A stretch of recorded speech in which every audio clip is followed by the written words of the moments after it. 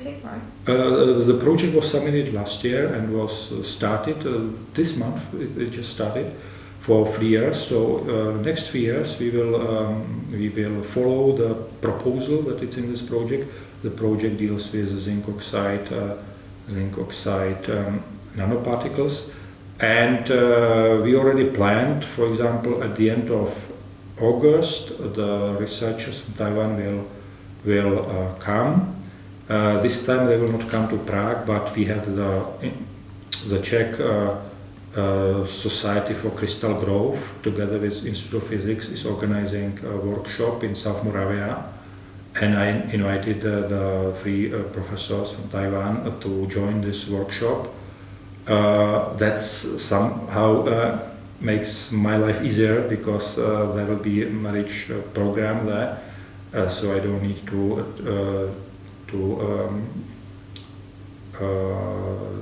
the program is done already. They look forward to visit South Moravia, which they did not visit it yet. And they will have lectures, of course, at this workshop, me too. And they will bring with them the PhD student who should start PhD studies here. I'm just trying to arrange him to be accepted at the Czech Technical University to PhD study. There is a little bit different, which I recently discovered, and that's a Czech language. I didn't know that at Czech universities you can either study in Czech, which is free of charge, or you can study in English, but that costs money, about 100,000 Czech crowns per year. So we are now discussing what to do, if to find some additional funding for the students to cover his scholar fee, or if he will be able to learn Czech. But I guess for such a Taiwanese or Chinese student, it must be very difficult to learn Czech within 1 year. He already said that he tries, so we will see. The Czech language is actually a little bit obstacle, because of course, if our language here would be English, that would be no problem for him. They more or less they speak English. Even if they speak bad English, they can improve it. But for him to learn Czech, I think that will be a little bit challenge. Mm-hmm. As you are mentioning these challenges and difficulties, if I may come to the project as such in Taiwan, can you remember any difficulties or challenges during the projects as such? Because it seemed to me that it went very smooth, but were there anything that you can recall that you would call it was a problem, it was a challenge related to the research or to the research team, or funding, deadlines, I don't know. I had a little bit small problem in Taiwan. We arrived there last year and we had not enough presence. We were invited to so many leaders and directors that we quickly ran out of the presents we brought with us. So I know that next time you have never enough presents for the people you will meet there. So it happens to us that we were invited to director of university, or director of a department, or director of another university, and we already had no presents, and everywhere they gave us the presents, because in the Taiwan, if you are introduced to somebody, the people exchange small presents. It can be a small gift, like, for example, I discovered that they very much like classical music. So next time I will bring a lot of CDs with Czech classical music, and I hope that they will like it. But this time we had only about 5 presents, and after 2 days we were out of presents. So that was a small faux pas in their society, but I hope that they will not be so much angry about it. So nothing related to the research as such, that would be in terms of the theme or the content or how the research went, everything went well, or how would you evaluate the project from? But it's too early to evaluate the project because it has just started. And the project which I had before, they were just for visiting each other, so there were not so much output expected. The biggest output of my two previous projects focusing on visiting each other is actually the fact that we got this big project which started. It was actually the goal of the previous project was to prepare the real project with a real budget. And how big is the team now? In the Czech side, we have seven team members, but mostly on part-time job, and some are students that they fluctuate. In the Taiwanese side, I think it's 5 persons. I don't know exactly. In this kind of projects, we have separated budget, so they have their own budget and we have our own budget. So I don't need to take care about their budget. Important is only that we cooperate in the research. We should now this year prepare some samples for them. They will measure in Taiwan. I hope that before they came here, before they will come here in the August, we will have ready these samples so we can give them samples they will take back to Taiwan with them. Is it easy to find colleagues for Taiwanese project, or do you have to? For me, I don't know, but for me it was easy because, as I already said, I just continue the cooperation which we have here already more than 20 years. I'm more focused on the science and technology, and that's why when my previous colleague retired, the Taiwanese colleagues, they themselves find a suitable partner for me.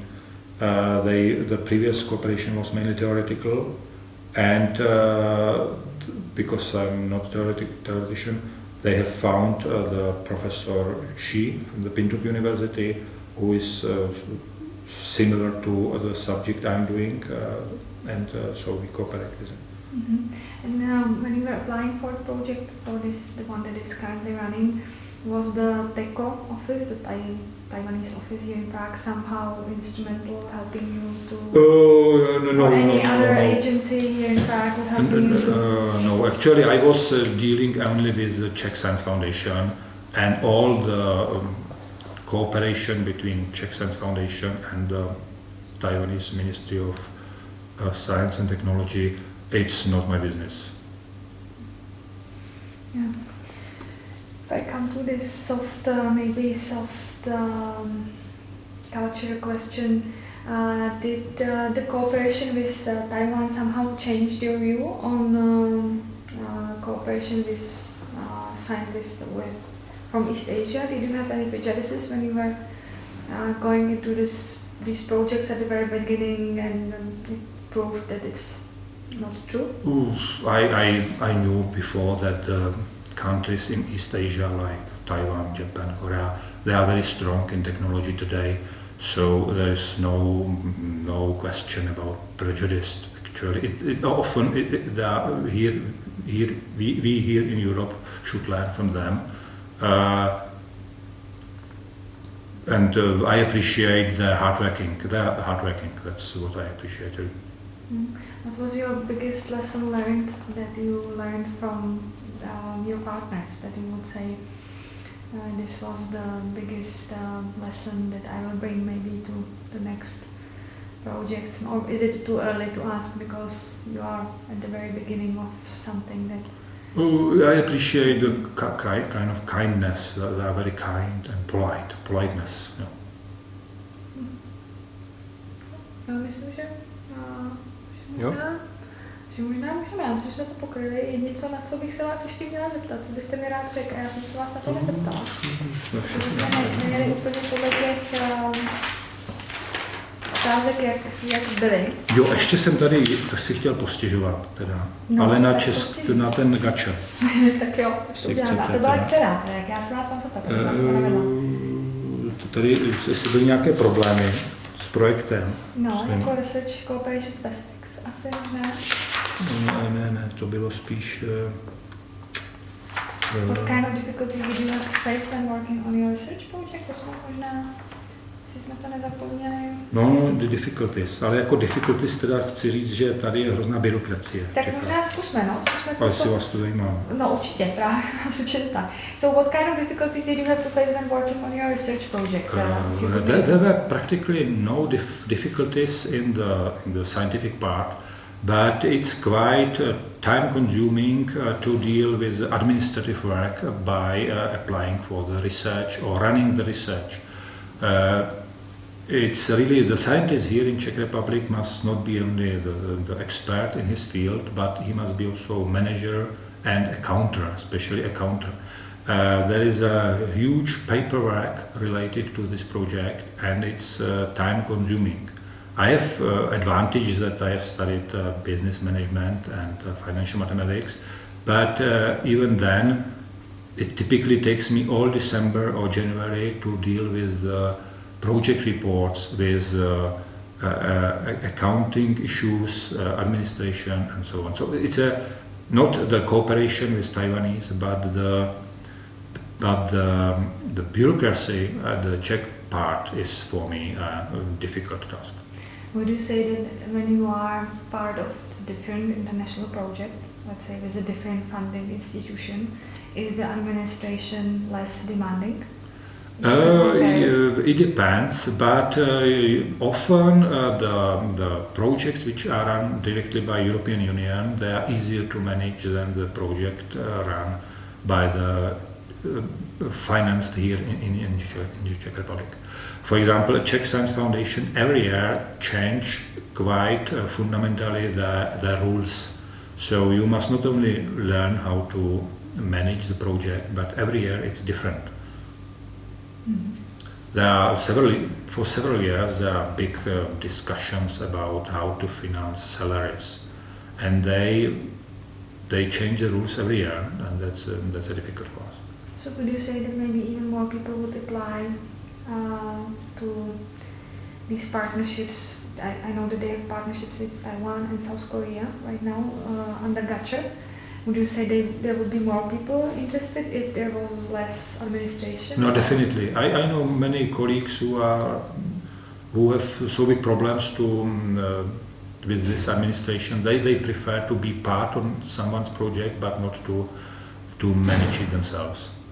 It's a pity. Because I remember that from the GACHR review, there were only 3 or 4 projects that actually succeeded. But I don't know how many projects usually apply in these funding rounds, so it's not visible out of it. Do you think it's difficult to even succeed, so you have to write a really good application when you want to succeed? Yeah, that's a different question. It is said that in Czech Science Foundation about 20% projects are accepted.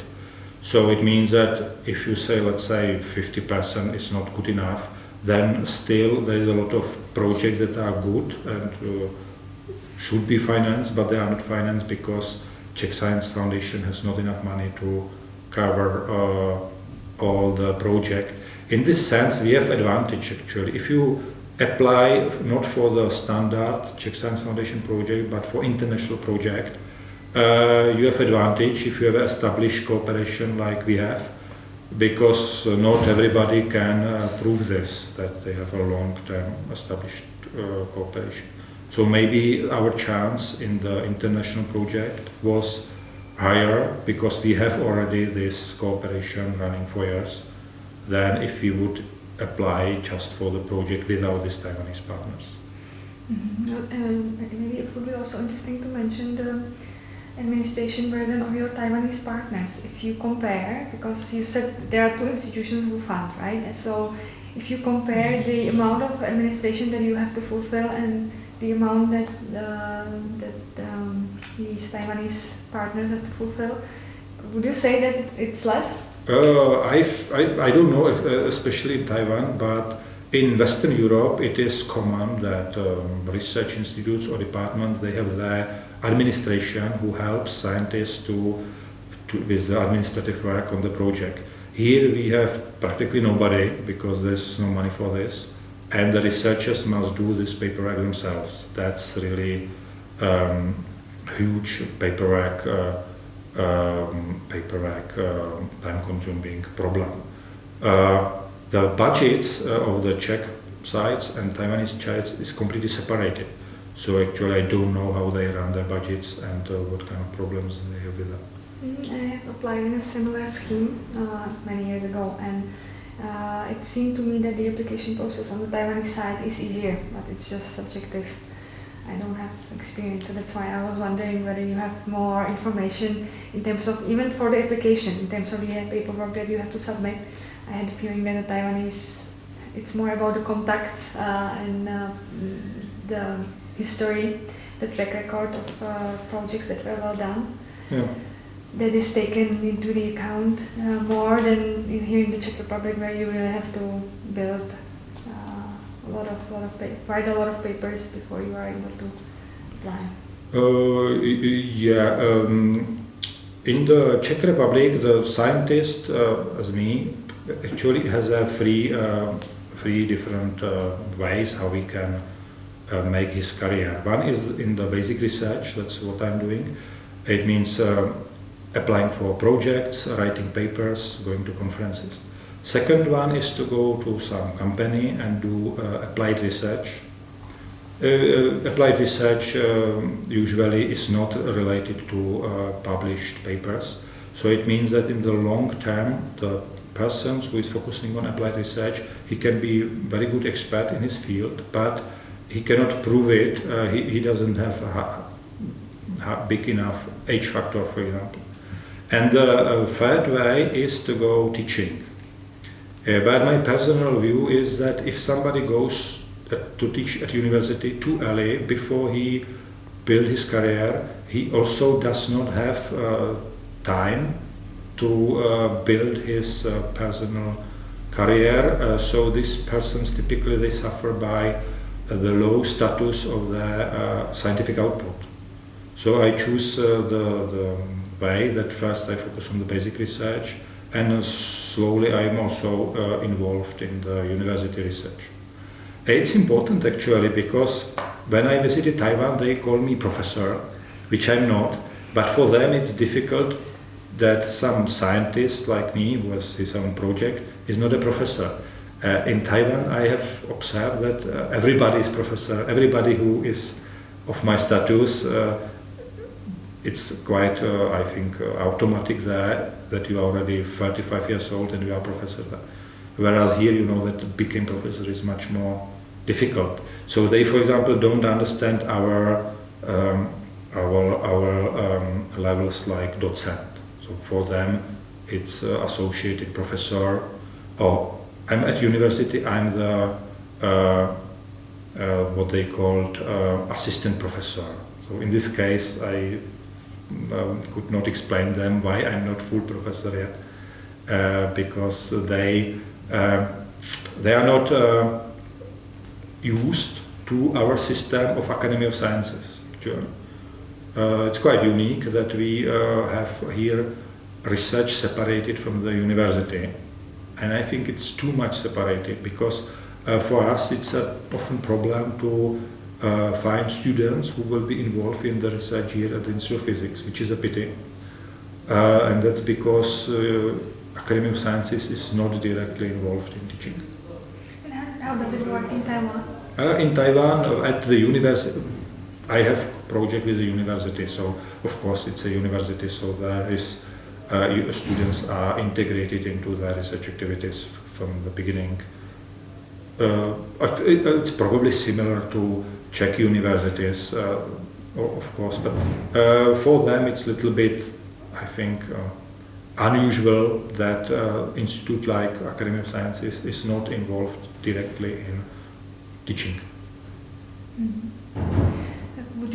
How come that it's easier to become a professor in Taiwan? I would always say that there is a very strong hierarchy, and why do you think it's easier or very common that they become professors? Of course, to become full professor is not easy even in Taiwan. But everybody who is teaching at university has the title of professor immediately, which is not used here in Czech Republic. Mm-hmm. And can you say that there is let's say, different hierarchy in the research than here. Because the society as such is quite hierarchical, that you have to really earn a certain position by doing it for a certain amount of years. Would you feel this in Taiwan, or you would say that the head of the research unit can be very young, let's say, or... Oh, that's, I don't know. I did not see any young people in the high position there. So probably it's for them it's a long way how can they to go up in the hierarchy. And would you say it's the same here in the Czech Republic, or would you say that here the system is way more flexible? Here it's more flexible, I would say. Here you can find young project leaders or the young leaders of the departments. Yeah. OK. Tak jo, tak my moc děkujeme. Prosím, to bylo.